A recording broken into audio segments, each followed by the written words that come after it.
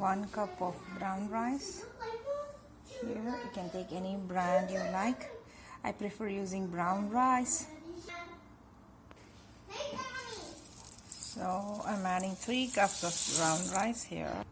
For every 1 cup of rice, any rice, it could be white rice, I'm taking 1/4 of urad dal.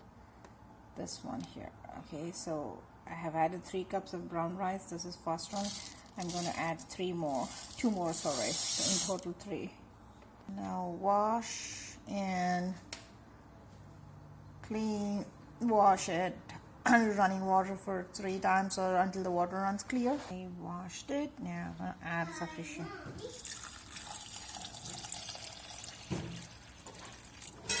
water. So after adding, you can see the level of the grains here.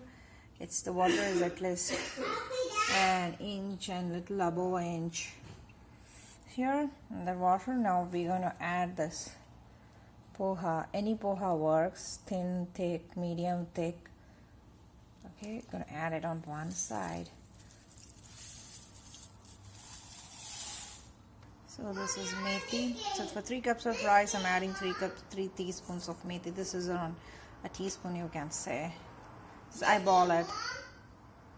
So we have the rice, the urad dal, the poha in this, and this needs to soak for around 6 to 8 hours, or maybe even 4 hours works if you add some hot water. Now boiling hot water, just a little warm water to speed up the process.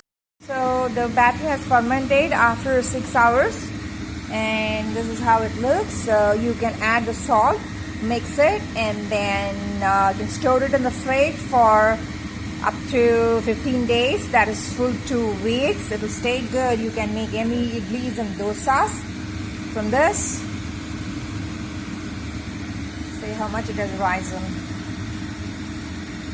Thank you. Please subscribe to my channel, TJ Life. Cheers. Bye-bye.